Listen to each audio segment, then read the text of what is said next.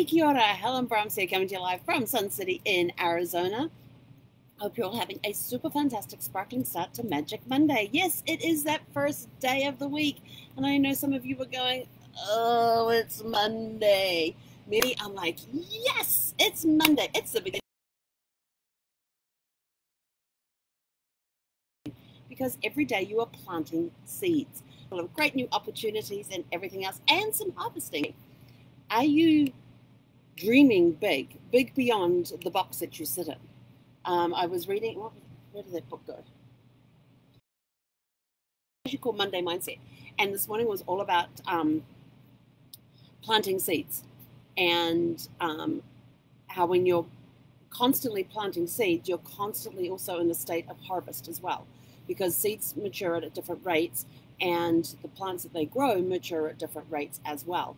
So seeds that you planted like a year ago could be ready to be harvested today. And this is when we're following our dreams and goals. Those seeds are our dreams. And then they come out to fruition. Sometimes they take years and grow. Other times it might be a few days, it might be a week. We never know. It just depends on what seeds we are planting. And what we're planting is what we will reap. So if we're planting positive, good vibes and love and gratitude and joy and happiness and all of that, that is what we're going to reap. If we're planting any negative stuff, then yeah, that's going to come back and bite us in the butt. So they say karma. Most people call it karma. Whatever you want to call it, it's there. So what are you sowing and what are you reaping? Are you reaping what you sow? Now there's an interesting thing. Yes. Are you reaping what you sow? Be very careful about what you sow, because whatever you sow is what you're going to reap. I like that. Yes.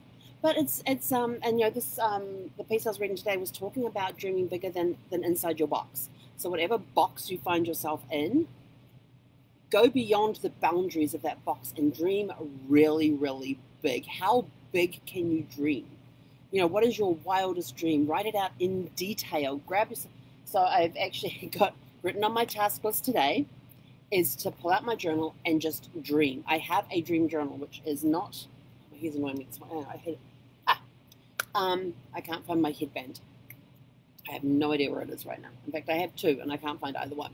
Go figure. Anyway, enough about headbands. So I have a dream journal, and I don't have it out, but I have on my list to do today to pull it out and to just write. I have a couple of ideas that I jotted down inside the book, Magic Monday, because they have a little space at the end of each chapter, and each chapter is like 3 pages, 4 pages. And I jotted down some ideas there, but what I want to do is get hold of my journal and write it out in detail, like exactly what things are going to look like, exactly how they're going to be laid out. So I've always had a dream of having a log cabin on a lake, and every time I write it out, I make some little tweaks and changes as to what I want it to look like. I always want it on the edge of a lake, surrounded by trees, so that I can go out there in the morning and sit there and watch the sun come up over the lake. So it's going to be an east-facing cabin. Watch the sun come up over the lake while just sitting there enjoying the peace and quiet and listening to the world wake up. I love doing that and sitting out there with my cup of tea, and it's a dream I've always had, and it's one thing I love when I'm on a cruise ship, and that's one reason why I always get a balcony cabin, is so I can go sit out there in the first thing in the morning and just listen to the peace and quiet and listen to the world wake up around you. My favorite places so far where I have cruised and I've been on the balcony and I've been able to go out there with my cup of tea in the morning and watching everything wake up was when I was in Alaska. And that was because when we're doing the Inside Passage, you're going into these areas which are so still and calm. And I can't remember which place we were going into. It was either Juneau or Ketchikan. I can't remember which one it was. But we're going in amongst these islands and stuff, and you see these houses on the islands with their jetties coming down to the water, and the boats are there, and that's how they get across to whichever place we were pulling into. But it was just so calm and so peaceful. It was just absolutely gorgeous. Another day I would have loved to just sit and watch, but I was videotaping the entire thing. I was outside. It was freezing. I'm in my nightshirt. I've got a jacket on. I threw sneakers on my feet. Didn't even put socks on. I didn't have a hat. I didn't have my gloves. And I'm standing out there holding the phone up, videotaping our journey down the fjord to see the glacier at the end. my hand literally froze around my phone. It was freezing out there. It was so cold, but but I was enjoying every single moment of it because I was just being present. Yes, I was videotaping it, but I was also being present in the moment, and it paid off because I actually happened to capture on video a piece of the iceberg, a piece of the glacier that we were watching calving, and calving is when a chunk falls off into the water, and I actually happened to capture that, and so I went back later on and just did a copy of that. I think it's like a 20 to 30 minute segment of just before it calved to just after it calved, and and I used that, and I've posted that on Facebook instead of the whole 40-minute video. I think the whole 40-minute video may be up on YouTube. I'm not sure, but it was just watching, and it was just dead calm. It was beautiful. But just to be able to sit out there on a balcony and do that, and I thought, that to me is the ultimate, is to have that house on the edge of a lake. Well, not the edge, but you got a bit of, nothing can be built in front of you, put it that way.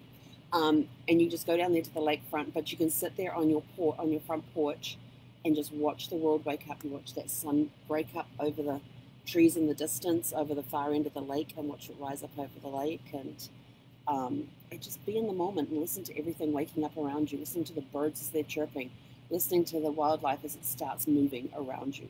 There is nothing like it in the world to be up at that hour of the morning in a place where you're away, where you're close enough to civilization if you need help and you don't have far to go to get groceries, that sort of stuff, but you're also far enough away that you can't hear the traffic noise.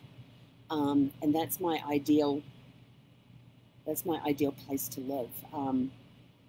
And since I got the RV, that idea has expanded a little bit. So I want to write it out in detail and get it down on paper, and have a place that people can come visit with their RVs, and they've got a place to park and power and sewer and all that sort of stuff.